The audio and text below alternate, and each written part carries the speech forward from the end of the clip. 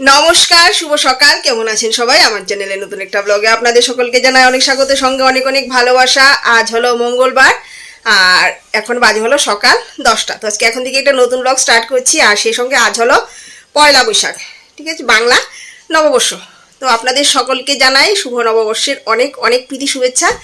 যারা আমার বয়োজ্যেষ্ঠরা আছেন তারা আমার প্রণাম নেবেন, আর যারা আমার সমবয়সী এবং ছোটরা তাদের জন্য রইল আমার তরফ থেকে বুক ভরা ভালোবাসা। তো আজ তো পয়লা বৈশাখ, প্রত্যেক বাঙালি ঘরে ঘরেই আজকে উৎসবের মেজাজ, সবাই উৎসবের মেজাজেই এই দিনটাকে পালন করে। তো আমাদের এই বছর একটু মনটা খারাপ, তো একটু মনটা খারাপ নিয়ে এই বছর ভিডিওটা স্টার্ট করেছি, কারণ আজ হলো মঙ্গলবার। আর আপনারা তো জানেন মঙ্গলবার দিন আমরা নিরামিষ খাই, তার জন্য এই বছর আমাদের পয়লা বৈশাখের দিন কোনো ধরনের ভালো মন্দ বলতে কি ওই মাছ মাংস এইসব খাওয়া হচ্ছে না। এছাড়াও তো অনেক ভালো মন্দ আছে, ওইগুলি আমরা খাবো, মানে নিরামিষ খাবো, ঠিক আছে। তো এই যে আমার সোনা পাপা উঠে পড়েছে, উঠে বিছানায় খেলা করছে। এইমাত্র ঘুম থেকে উঠলো, কারণ ও তো অনেক লেট নাইট পার্টি করে ঘুমায়, কালকেও আড়াইটায় ঘুমিয়েছে। তো আমরা উঠে পড়েছি আজকে সকাল সকাল। আর আপনারা জানি না আমার আওয়াজ শুনে বুঝতে পারছেন কিনা, আজকে আমার শরীরটা একটু খারাপ। কাল থেকেই গলাটা খুসখুস করছে, আর নাক দিয়ে তো অনবরত জল পড়ছে, অনবরত নাক ছাড়ছি শুধু, আর নাক মুছছি। নিচ দিকে তো তাকাতেই পারছি না, টপ টপ করে জল পড়ে যাচ্ছে নাক থেকে। একটু ঠান্ডা জল খেয়েছিলাম, যার জন্য একটু সর্দি হয়ে গেছে। সে যাই হোক, ঘরদোর গোছগাছ করে পোছা মোছা সব কিছু হয়ে গেছে। আমার স্নান দানও হয়ে গেছে। আর মিঠুন গেছে হলো স্নান দান করে পুজো দেবে।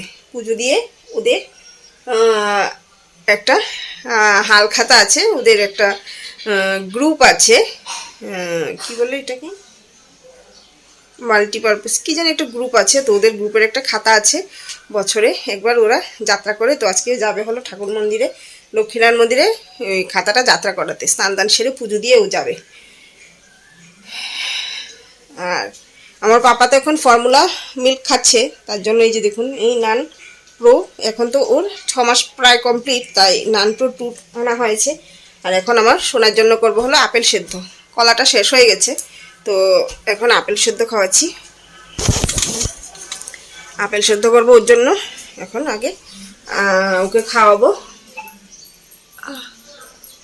আর আমাদের আজকে পয়লা বৈশাখে স্পেশাল কি রান্না হচ্ছে চলুন আপনাদেরকে বলে দিই। পয়লা বৈশাখ স্পেশাল নিরামিষ রান্না বান্না কি হচ্ছে। সবার বাড়িতেই তো মাটন, চিকেন, ইলিশ, কই নানান কিছু রান্না হবে, বাট আমরা নিরামিষ কি খাচ্ছি সেটা আপনাদেরকে বলি। এখানে আছে হলো কাজু, আছে হলো পনির, আর এখানে আছে হলো পোস্ত।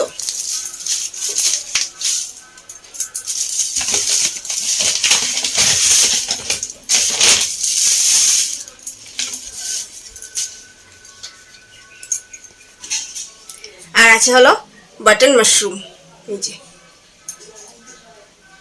তো আজকে স্পেশাল বাটন মাশরুম রান্না হবে, সঙ্গে কাজু পোস্ত এসব দিয়ে একটা পনিরের প্রিপারেশন করব, আর করবো হলো ঝিঙে আলু পোস্ত, ঠিক আছে। এই হবে আজকে আমাদের পয়লা বৈশাখ স্পেশাল মেনু।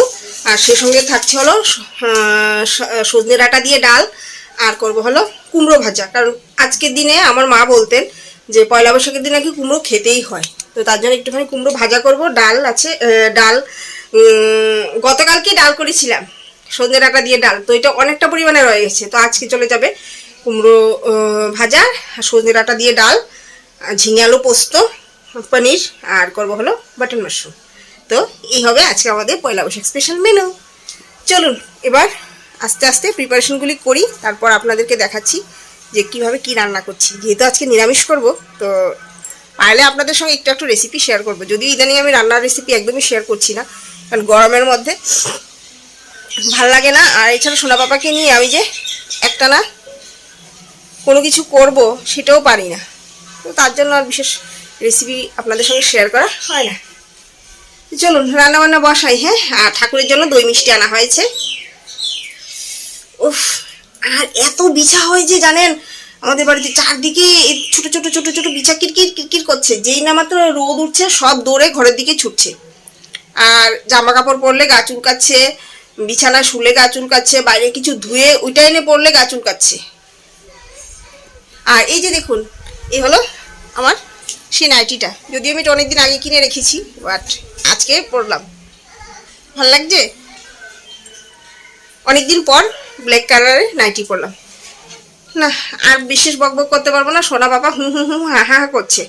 ও আর ইদানিং আমি খাচ্ছি হলো চিয়া সিডস, এটা জলে ভিজিয়ে খাচ্ছি। আমাদের জন্য কি আনা হয়েছে সেটা তো আপনাদের সঙ্গে শেয়ার করেছি, কিন্তু আমার সন্দেশের জন্য কি আনা হয়েছে সেটা তো আপনাদের সঙ্গে শেয়ার করা হয়নি।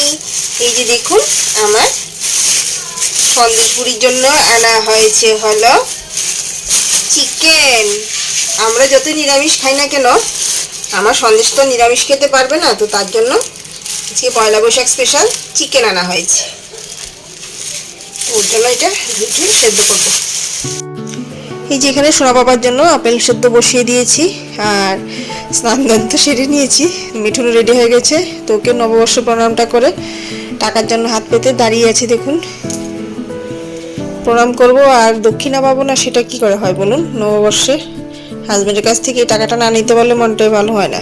50 টাকা দিতে চাইলেও নিলাম না, 50 টাকাকে একটা টাকা বলুন। তারপর একটা 200 টাকা নোট দিলাম, ঠিক আছে, বললাম যে চলবে, 200 টাকা দিয়ে আমি সন্তুষ্ট হয়ে গেলাম। তারপর ও বেরিয়ে গেল, আর আমি টাকা রেখে রান্নাবান্নায় যোগ দিয়ে দিলাম। আর এখানে পোস্ত, কাজু আর টক দই, কাঁচা লঙ্কা পেস্ট করে নিয়েছি। এখন পনিরটা ভেজে নেব। পনিরটা ভেজে তারপর আগে পনিরের তরকারি করব, তারপর করব হলো কুমড়ো ভাজা, তারপর করব হলো সবার শেষে বাটন মাশরুম। এই যে ঝটপট পনিরটাকে ভেজে নামিয়ে নিলাম। আর কড়াইটা না বারবারই স্লিপ করে পড়ে যাচ্ছিল। দিলাম গোটা গরম মশলা ফোড়ন দিয়ে, তারপর যে পেস্টটা বানিয়ে রেখেছিলাম এটা দিয়ে নেড়েচেড়ে একটুখানি ভেজে, আর হলুদ একদমই দেবো না, তাও তেলটার মধ্যে একটুখানি হলুদ আছে যেটা পনির ভাজার সময় দিয়েছিলাম। এই যে দেখুন মশলাটা ভাজা হয়ে গেছে, তারপর জল দিয়ে পরিমাণ মতন লবণ, চিনি যা যা দরকার দিয়ে নামানোর আগে কাসুরি মেথি দিয়ে নামিয়ে নিলাম। পনিরের তরকারির মধ্যে না কাসুরি মেথিটা খুব ভালো যায়।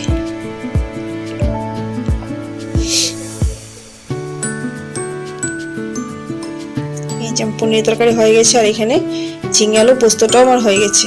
ঝিঙে আলু পোস্ত রেসিপি আপনারা সবাই জানেন, হয়ে গেছে। এবার একটুখানি উপর থেকে কাঁচা সর্ষের তেল ছড়িয়ে দিয়ে নামিয়ে নিলাম। আর এখানে হচ্ছে হলো কুমড়ো ভাজি। আর এই যে দেখুন বাটার মাশরুমে কোটোটা কেটে নিলাম, আর এটা আমি একদমই কাটতে পারছিলাম না। আর এখানে আদা, জিরে, ধনে গুঁড়ো, কাঁচা লঙ্কা পেস্ট বানিয়ে রেখেছিলাম, ওইটা দিয়ে ভেজে রাখা আলুগুলো দিয়ে নেড়ে চেড়ে, তারপর পরিমাণ মতন ঝোল দিয়ে নামানোর আগে ঘি, গরম মশলা ছিটিয়ে দিয়ে নামিয়ে নিলাম।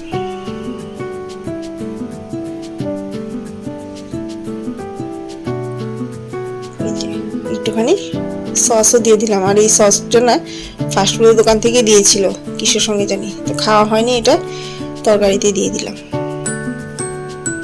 সাতলানো হয়ে গেছে, এবার জল দিয়ে দিলাম। এই যে একটু চিনিও দিয়ে দিয়েছি পরিমাণ মতন, গরম মশলাটা ছিটিয়ে দিলাম, তারপর ঘি দেব আর নামিয়ে নেব।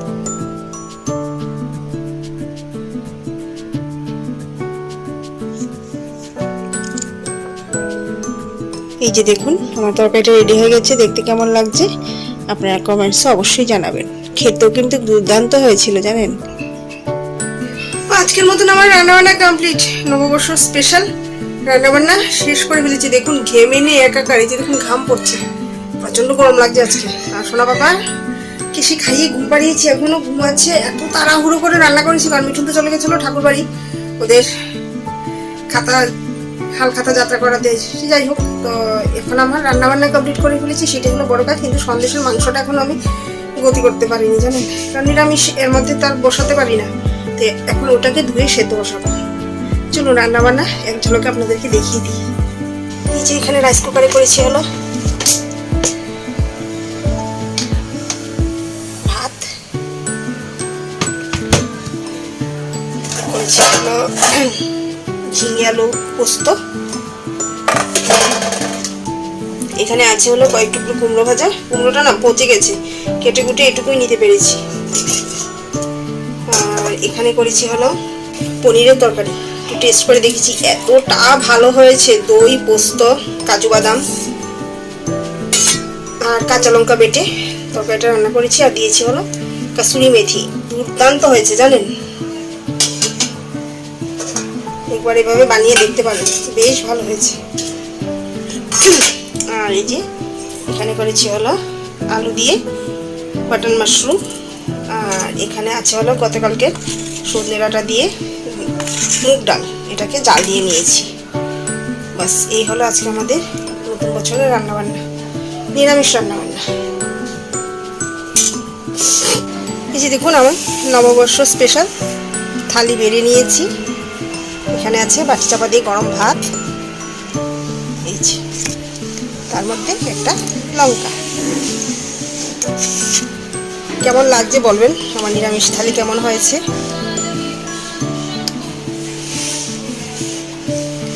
প্রত্যেকবার তো মাছ মাংস দিয়েই খাওয়া হয়, বাট এবারে নিরামিষ থালিটা কেমন হয়েছে আমাকে জানাবেন। এখানে আছে বাটি চাপা দিয়ে গরম ভাত, কাঁচা লঙ্কা, শসা, একটু লেবু, কুমড়ো ভাজি, ঝিঙে আলু পোস্ত, এখানে সজনে ডাঁটা দিয়ে মুগ ডাল, এখানে আছে হলো আলু দিয়ে বাটন মাশরুম, এখানে আছে পনিরের তরকারি, পোস্ত, টক দই আর কাজু বাদাম দিয়ে, আর শেষ পাতে খাওয়ার জন্য একটুখানি মিষ্টি দিই।